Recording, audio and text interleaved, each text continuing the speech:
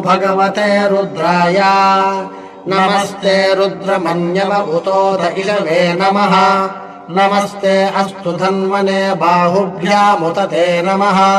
यातयुषः शिवतमा शिवम् बभूवते धनुः शिवा शरव्या यातवतया नो रुद्रमृडया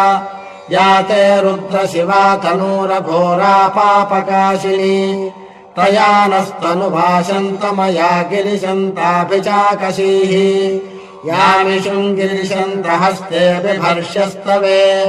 शिवाङ्गिरित्रताम् कुरु माहि पुंसीः पुरुषम् जगत् शिवेन वचसा त्वा गिरिशाख्यावदामसि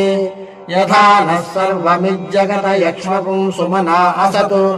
अध्यवोचदधिभक्ता प्रथमो दैव्योऽभिषक् अहीगुश्च सर्वान् जम्भयन् सर्वाश्च यातु।